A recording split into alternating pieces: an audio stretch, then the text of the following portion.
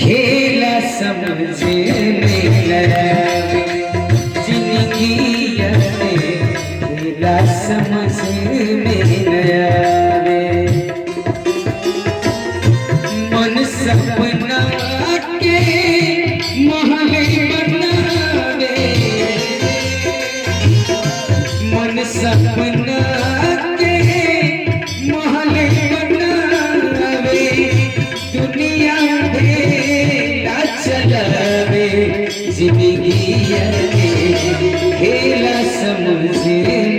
नयावे जिंदगी खेला समझ में नयावे।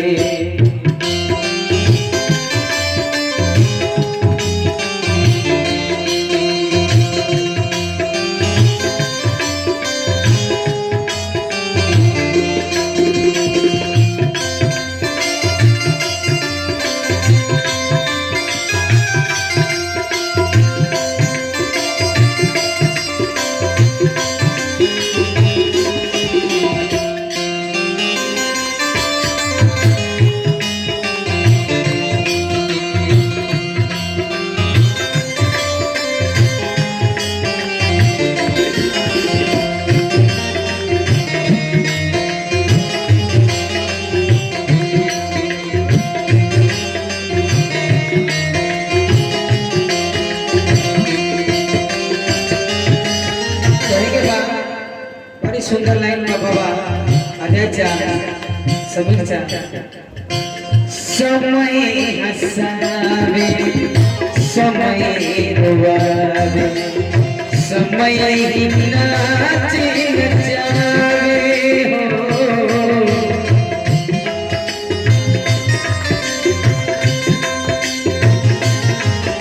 अरे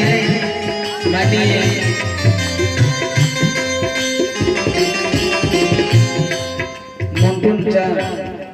हमने क्या जाएंगे बार-बार तो हनी में प्रोग्राम करें हम सही कर रहेंगे कि चर्चा को बार-बार खाना में कोई दिक्कत नहीं हो। समय हसावे समय रोवावे समय ही नाचे नचावे जान बूझ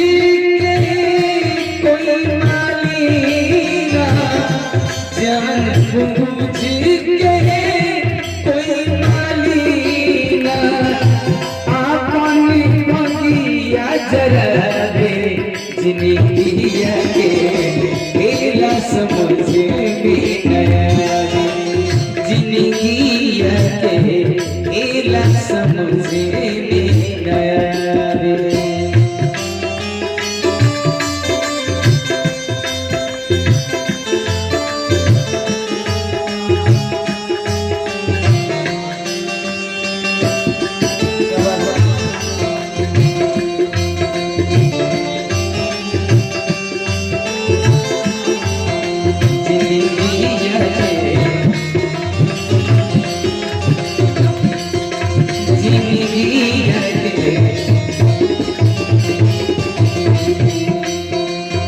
बड़ी सुंदर लाइन बा अजय सुनने वाला बात भाई जब जब दिन बिगड़े पर होला कि हूँ हाथ बढ़ावे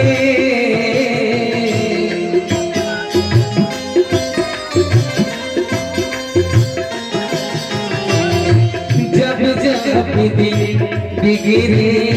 पर होला कि हूँ हाथ बढ़ावे सूरज के डूबते परछाई सूरज के डूबते परछाई आपन साथी छुड़ावे जिंदगी खेला समझ में नयावे जिंदगी खेला समझ में नयावे मन सब सपना के महल बनावे मन सपना के महल बनावे ये दुनिया ढेला चलावे जिंदगिया के ढेला समझने जिंदगिया के ढेला समझने आवे जिंदगिया के ढेला समझने आवे